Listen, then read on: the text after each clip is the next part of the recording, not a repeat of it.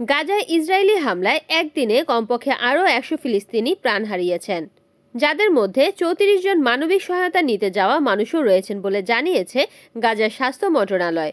এছাড়া ইসরায়েলের অবরোধের কারণে অনাহারে নতুন করে আরও 10 ফিলিস্তিনি মারা গেছেন। ইসরায়েলি আগ্রাসন শুরু হওয়ার পর থেকে অপুষ্টিজনিত কারণে গাজায় মোট মৃত্যুর সংখ্যা বেড়ে দাঁড়িয়েছে 111 জনে।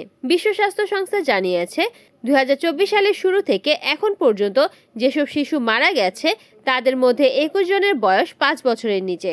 সংস্থাটি বলছে মার্চ থেকে মে মাস পর্যন্ত প্রায় 80 দিন তারা গাজায় কোনো খাদ্য সামগ্রী পৌঁছতে পারেনি। বর্তমানে কিছু খাদ্য সহায়তা পাঠানো শুরু হলেও তা প্রয়োজনের তুলনায় অনেক কম। এক যৌথ বিবৃতিতে Mercy Corps, Norwegian Refugee Council এবং রিফিউজিস ইন্টারন্যাশনাল সহ 111টি আন্তর্জাতিক সংগঠন জানিয়েছে গাজায় এখন অনাহারের পরিস্থিতি চলছে, অথচ সীমান্তের বাইরে বিপুল পরিমাণ খাদ্য, পানি ও ওষুধ মজুদ থাকলেও সেগুলো সহায়তাকারী সংস্থাগুলো প্রবেশ করাতে পারছে না। ইসরায়েল চলতি বছরের মার্চ মাসে গাজায় সব ধরনের পণ্য প্রবেশ বন্ধ করে দেয়।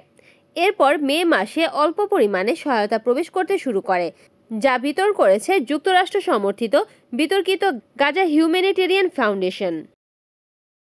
Desk news, Kamruzzaman Kamrul, NN TV।